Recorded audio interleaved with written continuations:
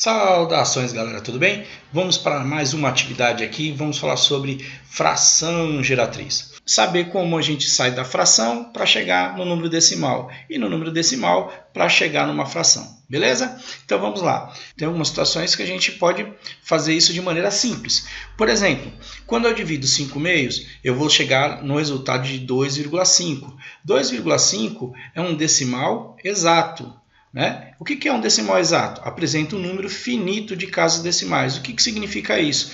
Quando chegar aqui no 2,5, a última casa aqui ele não se repete. Ela não avança, só tem um final. Ela termina aqui, não vai ter mais onde ir. Então, um decimal exato. Para a gente retornar a fração decimal exato é simples. O que a gente faz? A gente escreve todo o número, desprezando a vírgula, na parte do numerador.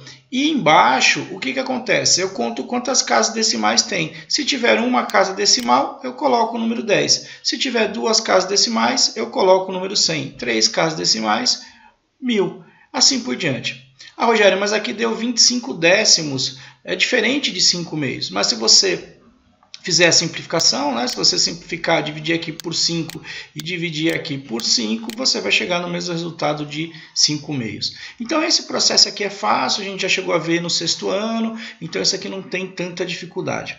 O grande problema é quando a gente começa a trabalhar com frações desse formato. Então eu tenho 2/3. 2/3 é igual a 0,66. Então o que acontece? Esse aqui é um decimal não exato.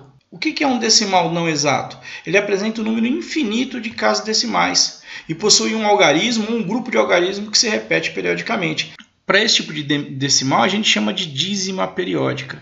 Tá? Então eu tenho aqui um grupo de números que eles se repetem infinitamente. Neste caso aqui, o único número que está se repetindo é o número 6. Ele vai se repetir infinitamente. Beleza? Nós temos dois tipos de dízimas. Nós temos a dízima periódica simples e a dízima periódica composta. A dízima periódica simples ela é composta de uma parte inteira, que é o que antecede a vírgula, né? Pode ser menor que 1, maior que 1. Esse número aqui, ele antecede a vírgula e a gente chama de parte inteira. E aí nós temos, depois da vírgula, é um algarismo ou grupo de algarismo, que ele se repete na parte decimal, ou seja, depois da vírgula. Então, ele só tem um grupo de números que se repete após a vírgula. E a dízima periódica composta, ela também tem uma parte inteira, como também a periódica simples. Ela tem uma parte que é o período, que a gente chama de período, que é o algarismo, que é o grupo de algarismos que se repete na parte decimal. Só que ela também tem um outro elemento. Ela tem a parte não periódica, ou seja, é um número que aparece depois da vírgula, só que ele não vai se repetir mais. Ele não vai compor esse período, ele não vai fazer parte desse período. Vai aparecer uma vez só depois da vírgula e não aparece novamente. Ele não faz parte do período, ele não é repetido novamente. Tranquilos? Vamos ver como a gente consegue resolver esse tipo de situação. Vamos lá. Então assim, regra prática para determinar a fração geratriz de uma dízima. Então vamos falar primeiro de dízimas periódicas simples com parte inteira nula, ou seja, números menores do que 1 na parte inteira. Tranquilos? Então vamos lá. O que a gente tem aqui?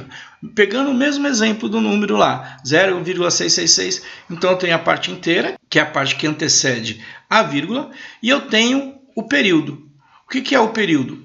Neste caso aqui eu tenho um único período, que é o número 6. É o único número que se repete infinitamente. Tranquilos? Quando eu tenho a situação, é super tranquilo. O que a gente faz? A gente pega o período. Quem que é o período? A gente descobriu que o período é o número 6. E a gente coloca na parte do numerador. Quantos algarismos tem esse período? 1, né? Só tem um algarismo 6. Então é um único algarismo. Então eu coloco o número 9. Se eu tivesse mais do que um algarismo aqui, eu colocaria outro 9. Se eu tivesse 2 algarismos, colocaria outro 9. Se eu tivesse 3 algarismos, colocaria 3 9s. E assim por diante. Vamos para mais um exemplo. Então nós temos aqui a mesma coisa, uma dízima periódica, onde que a gente tem a parte inteira, que é a parte que antecede a vírgula, e aí nós temos o grupo de algarismos que se repete. Nesse caso aqui é o meu período. O meu período é 15. Tá vendo? Eu tenho dois números que se repetem. É o número 15. Esse é o meu período. O que a gente faz? Trabalha da mesma maneira. eu coloco na parte superior, no numerador, eu coloco o quê? O meu período, que é o 15. E no denominador, na parte de baixo, o que eu coloco? É muito simples. Eu não tenho dois números no período, eu tenho o número 1 e eu tenho o número 5. Eu tenho dois algarismos no período. Então eu coloco para cada algarismo um número 9. Pronto. Tranquilos, não tem problema. Cheguei na fração que gerou essa dízima periódica aqui.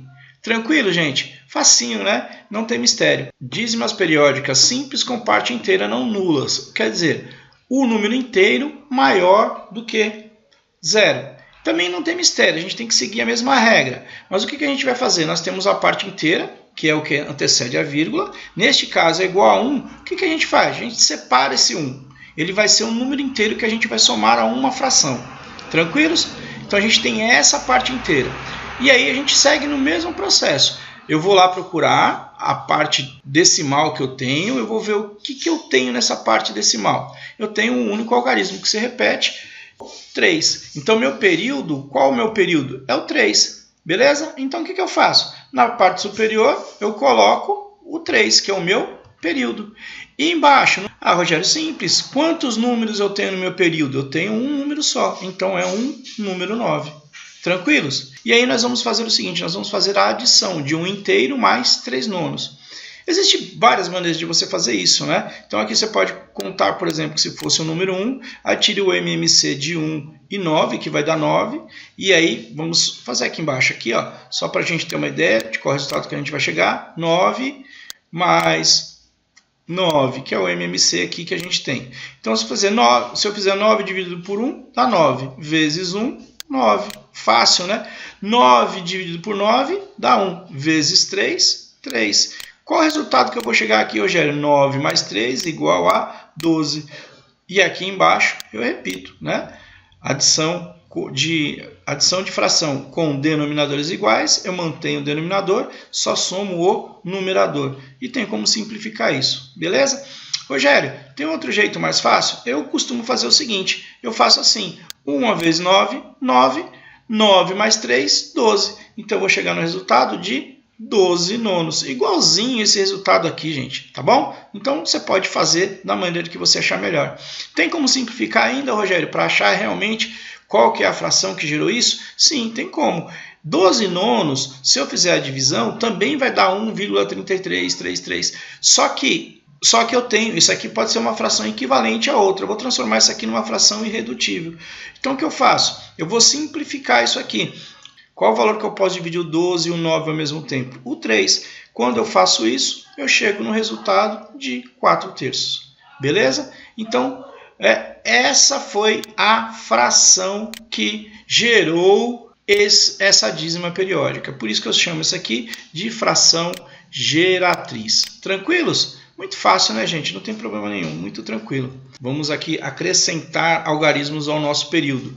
Então, eu tenho 2. Que é a parte inteira que antecede a vírgula. O que eu faço? Separo. Então, eu tenho período 36. O que a gente faz? A gente repete o período aqui na parte superior, no numerador. E no denominador, a gente coloca o quanto... Para cada algarismo que a gente tem, a gente coloca o número 9. Então, eu tenho 2 algarismos aqui. Eu tenho o algarismo 3 e o 6. Então, são 2 algarismos. Coloco 2 números 9. Tranquilos? E aí, a gente faz... a adição de 2 mais 36,99 avos. Vocês vão chegar no valor de 234 dividido por 99 e vamos chegar no resultado de 26,11 avos. Fácil? Isso aqui no caso vamos fazer uma simplificação por 9, né? Simplificando aqui por 9, nós vamos chegar a esse resultado. Tranquilos? Vamos para mais outro exemplo.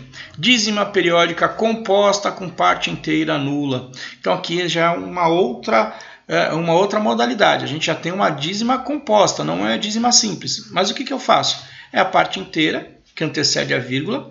Eu tenho aqui o período, que é o 43, é o que se repete. E eu tenho o número 1, que é o algarismo que não se repete, que é a parte não periódica. O período a gente pode chamar de P.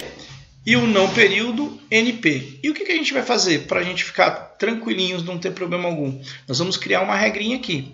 A gente vai juntar o NP. O que é o NP? É não período, juntamente com o período, menos o não período. E aqui embaixo a gente vai seguir praticamente a mesma regra da dízima simples. Só que para cada algarismo não periódico, eu coloco um 0. Para cada algarismo do periódico, eu coloco um 9. Cada algarismo do não periódico, eu coloco um 0. Então, vamos dar uma sequência nisso aqui. Ó. Como que a gente pode resolver isso aqui de uma maneira bem simples, bem tranquila? Tá? Aqui parece meio complicado, mas quando a gente for para o exemplo, vocês vão ver que é bem simples. Pegando o mesmo exemplo, eu tenho isso aqui, e aí eu tenho não periódica e periódica, menos não periódica, e aqui eu vou acrescentar os 9 e os zeros, dependendo do valor do período e do valor do não período. Tranquilos? Então aqui, o que eu peguei? O NP. Qual que é o NP? Qual é a parte não periódica? O número 1. Beleza? Qual que é o período? O período é o 43. Então eu vou colocar aqui o 43. É E, tá, gente? Não é multiplicação. Nem... Você vai colocar junto isso aqui. Você vai acrescentar isso aqui. E aí, menos o não período. Quem é o não período? O não período é 1. Eu coloco 1 de novo. Tranquilos? E aqui embaixo, o que eu fiz aqui? O que foi colocado? Qual que é o valor do período que eu tenho? 43. O 43, ele tem quantos algarismos? 2. Então eu coloco 9, 9. O não período tem quantos algarismos? 1. Então eu coloco o 0. Tranquilos? E como vai ficar isso aqui? 143 menos 1. Né? Porque eu juntei esses dois aqui, né? Como se fosse o mesmo número. Então 143 menos 1 sobre 990 avos. E aí eu tenho 143 menos 1, 142, 990 avos. E aí eu vou fazer a simplificação, eu vou chegar em 71.495 avos. Beleza? Muito fácil, né? Vamos fazer um outro exemplo aqui, ó.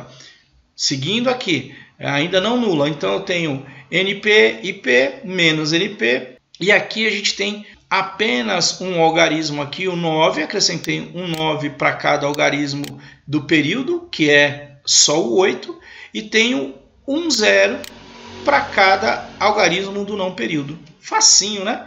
Então vamos lá. Qual que é o não período? O não período é 6. Qual que é o período? É 8. E qual que é o não período de novo?